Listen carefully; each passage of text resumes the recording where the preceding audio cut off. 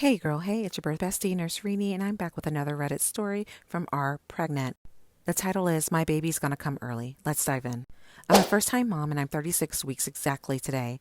I've been on bed rest for 9 to 10 weeks now, and I started dilating about 3 to 4 weeks ago. I definitely knew that there was a high possibility I wouldn't make it to my due date, but hearing a doctor say that there's no way I'll make it to the due date is just another level of terrifying. I went for my appointment this morning and they decided to check how dilated I am. They felt baby girl's head immediately. They said 2 centimeters dilated and at least 80% effaced. They said she'll be here within the next 2 weeks. So by the time I'm 38 weeks, baby girl will be in my arms already. I'm terrified. What if something goes wrong? What if she's not as healthy as she should be since she's going to be delivered early? Are there different care procedures for babies born 2 to 3 weeks early? Does it affect them a lot? Is there any way I can help her stay in longer? How soon can you go into labor after you hit the 2 centimeter dilated and 80% effaced? So guys, I like to speak from experience, but I also always make sure that I do my research before I come to you guys with some information. So in a study done by the NIH, I'm going to tell you the conclusions that they came to. Dilation of the cervix and gestational age at admission are associated with the time interval to delivery in women with preterm labor.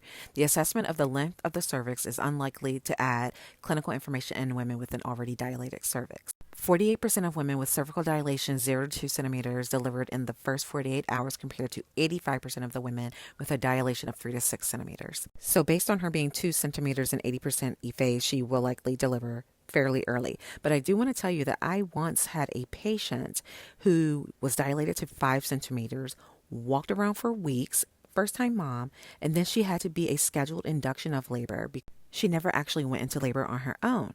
The labor induction took several days and then pushing took several hours. So I think the case of this patient that I had is extremely rare. But I will say that having a baby at 36 weeks has a really great chance of doing very well.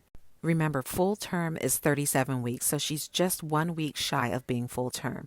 As we know, every day in the uterus is a good day, and it gives baby progress to all kinds of maturity, lung maturity, brain maturity, all of the things. But 36 weeks is not a bad age to have a baby at if that's how it happens. This baby would be considered a late pretermer, meaning that they are preterm, but they're an older preterm.